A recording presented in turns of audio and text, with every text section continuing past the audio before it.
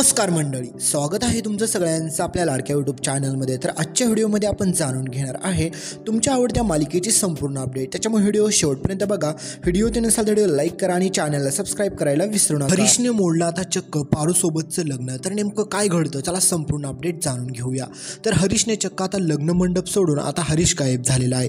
म्हणजेच हळदीचा कार्यक्रम असतो हे तुमच्या सगळ्यांना माहीतच असेल, परंतु त्या हळदीच्या कार्यक्रमामधून पारूला गायब व्हायचं असतं, पण त्याच्या अगोदर मात्र आदित्य जाऊन पारूला पुन्हा माघारी घेऊन येतो, कारण की आदित्यला देखील अजूनपर्यंत काय सत्य आहे हे माहीत नसतं। तर इकडे आता हरीशला सगळं काय सत्य कळल्याच्या नंतर हरीशला वाटतं की पारूवरती कोणी देखील चुकीचं काही बोलायला नको, कारण की तसं पण आपल्याला याच्या अगोदर एवढं कोणी ओळखत नव्हतं आणि आपल्या पाठीमागे आपला कोणी परिवार देखील नाही आहे, परंतु पारूच्या पाठीमागे तिचा वडील, तिचा भाऊ, तिचे सगळेजण इथेच आहे। त्याच्यामुळे त्यांची इज्जत नको जायला यासाठी स्वतः हरीश आता हळदीच्या कार्यक्रमामधून अचानक गायब होतो। त्यावेळेस मात्र सगळेजण हरीशला शोधत असतात, परंतु पारू मात्र कोणाला देखील सत्य सांगितलेलं नसतं की तिने आणि हरीशने बोलून सगळं काही सत्य एकमेकांना सांगितलेलं असतं म्हणून।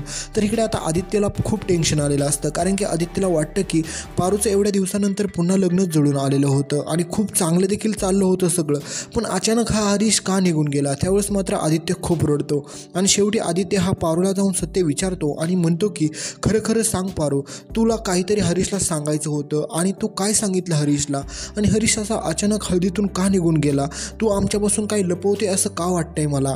पण आता पारूकडे काही पर्याय नसतो, कारण की पारूला वाटत असतं की मी आदित्य सरांना कोणत्या तोंडाने सत्य सांगू की मला आहे ना तुमच्यासोबत लग्न करायचं आहे, म्हणजेच आपलं लग्न ऑलरेडी झालेलं आहे, हे मी कसं सांगू। तर त्यावेळेस मात्र पारू काही देखील बोलत नाही, परंतु आदित्यला हरीशचा खूप राग यायला लागतो। सगळेजण हरीशवरती खूप चिडतात, खूप भडकतात, कारण की आपल्याला माहीत आहे की बिचाऱ्या हरीशची काही देखील चूक नसते, सगळी काही चूक ह्या पारूची आहे, कारण की पारूने ऐन वेळेला जाऊन सगळं काही सत्य सांगायला नको हवं होतं। एकतर हे सगळं सत्य अगोदर तरी सांगायला पाहिजे होतं, किंवा आता हे सत्य तरी नव्हतं सांगायला पाहिजे। पण त्यावेळेस मात्र पारूला वाटत असतं की तिने हरीशला नाही फसवावं, परंतु मित्रांनो आता सगळ्यांना असं वाटत असतं की हरीश स्वतःहून हे लग्न मोडून निघून गेलेलं आहे, त्याच्यामुळे सगळेजण हरीशला दोष देत असतात।